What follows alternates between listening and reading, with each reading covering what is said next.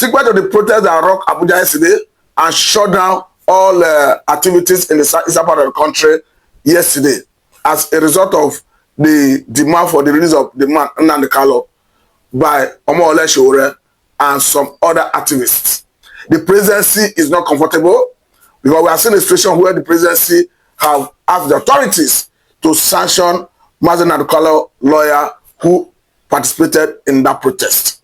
But as we have it, the lawyer have reacted, and we understand that Nnamdi lawyer have reacted as I allow you to listen to him, and Sowore himself have equally reacted to this. And apart from that, Sowore have equally hinted on a possible day for the protest to continue. I will want you to listen to Sowore to know the next day the protest is taking place. But meanwhile, let me bring you up to speed with what the president is saying. Because this is Tinubu speaking directly, because he spoke through Bayo Onanuga, of course, one of his aides. As you have it, the Vanguard say presidency to legal authorities sanction Nnamdi lawyer for participating in protest. You go further to say that Abuja, the special advisor to President Bola Tinubu on information and strategy, Bayo Onanuga, has called on legal regulatory bodies in Nigeria to sanction one of the lawyers representing the detained IPOB leader, Nnamdi, Mr. Aloy Ejimakor, for participating in the ongoing hashtag Free Nnamdi protest in Abuja. Onanuga made a call in a post on his formerly Twitter handle on Monday, where he criticized Ejimakor for joining the demonstration organized by human rights activists and former presidential candidate Sowore. According to the presidential aide, Ejimakor's participation in the protest undermines legal ethics, given that Kanu's case is still before a competent court. He said, I spotted Aloy Ejimakor, one of Nnamdi lawyers, among the small group of protesters mobilized in Abuja by Sowore Onanuga route. He said, I wonder what Mr. Ejimakor was thinking when he decided to join this shambolic protest. As a lawyer, he should be aware of the principle of sub judice, particularly in relation to ongoing treason case before the court. He go further to say that Onanuga noted that the prosecution had already concluded his case and that it was now the duty of Kanu's legal team to focus on presenting a strong defense rather than engaging in public demonstration. He said rather than focusing on preparing a strong case, Mr. Ejimakor has resorted to extra-legal tactics, joining a career anarchist to influence the process. He said Ejimakor's action questions his adherence to professional ethics, he said. But meanwhile, let me allow you to listen to the one of Nnamdi's lawyer as he reacts to this, and of course, you hear from Sowore himself as he equally react to this. And apart from that, Sowore have hinted the possible dates this protest will continue. But hear from him directly so that you know the next line of action. I would like you to react to the presidency's call that Nnamdi's lawyer should be dealt with for joining the protest while the case is still in court. Who said that? Bayo Onanuga. No. I don't think I am not Nnamdi's lawyer. I protested. And I'll be begging them here to arrest me. Mandela. Yes. What's his lawyer's offense? Yes. What would be the offense of what basis? What would be the basis for arresting the lawyers for protesting? Niska, sir, we're asking you a question. On what basis? On what basis did you say they should arrest the lawyer? That he's not supposed to join the protest while the case is still in court. So is there any code of conduct of lawyer that says they can't protest? was one of the Yes. best lawyers, one of the best protesters? The lawyer has a separate constitution, and the other Nigeria have a separate constitution. It's one constitution they have. The lawyer is a person, and the same right If they don't release Nnamdi, senior advocates of Nigeria will join this. Yes. APC, police, doctors will join this protest. Yes. Even surgeons, like people who say no get time, nurses, everybody will join. We'll join. We're about to announce another date, and that one will be bigger They will be the mother of all protest. Exactly. So they have a chance now. You know, when we were saying it, they thought it was a play. They thought it was play a few days ago when we say we are going to shut down this Abuja. Nothing happened in Abuja today. Even the judge that gave the order that we should not do protest asked us to come back to their head. He did not sit. He couldn't make it to his office. So we are not playing. We are not playing, but we are working to get our the legally arrested protesters.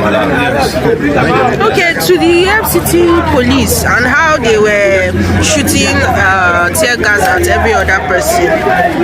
What would be your message to him? See that he just assumed. I don't message police because I know that we are going to have to fight for them again. You know, when they don't pay their pension and gratuity. Is to let them know anybody who is actively oppressing others now. They should look at what is happening to the former policemen who used to oppress others. They see them. We are the one fighting for them. Comes around. So if you like, keep supporting oppression. It will get to you. I have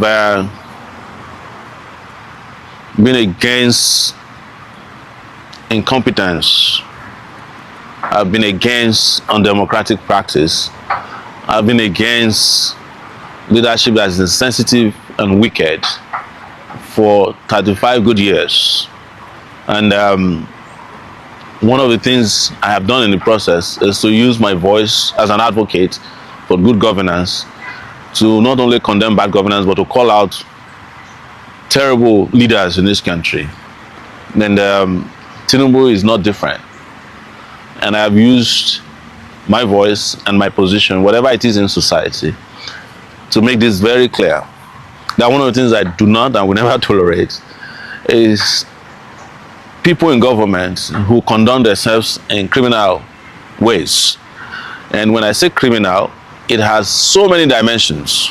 And this might include, but not be limited to the fact that they may themselves be criminals, having participated in organized crime or unorganized crime, or participating currently in crimes against humanity, corruption, and any crime that can be considered as criminal.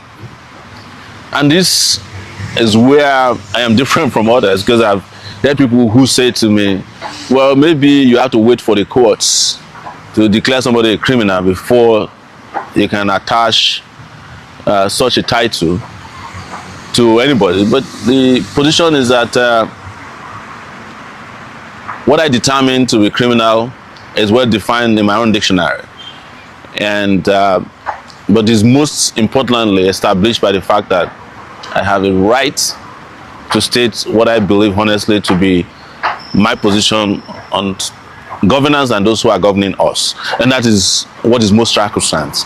The reason I'm giving this background is not to be defensive, it's just so that you will know that even in the course of this conversation, I will say things that may not be acceptable or palatable to those in power, but they can't do anything about it to me, because that is the way democracy is established. And anybody, and I've said this, who is not willing or ready to understand that democracy includes the freedom of speech, movement, and association should not participate in a democratic process.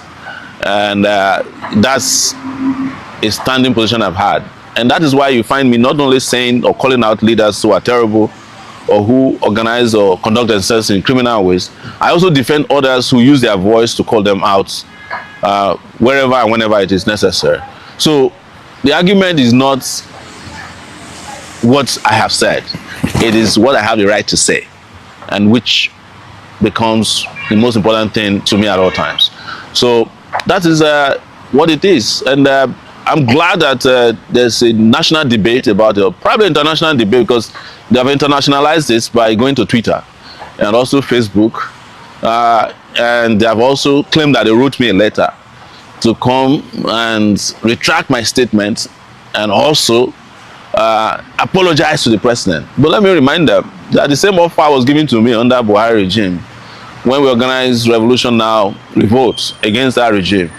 After 2 weeks in detention, they sent a delegation to ask me to retract and apologize to Buhari for organizing a protest, and I rejected it. And as a result, I spent 5 months in detention and never apologized to today until they came and withdrew their nonsense case. So for Nigerians, my advice to you is do not bother about this and don't worry about me, but you should worry about a society in which you live where you cannot express yourselves, because that is a fundamental human right. And to the DSS, let me just say that we've been through this before, and I had thought that you'd have learned your lesson under Buhari, but since you have not learned anything, we go again.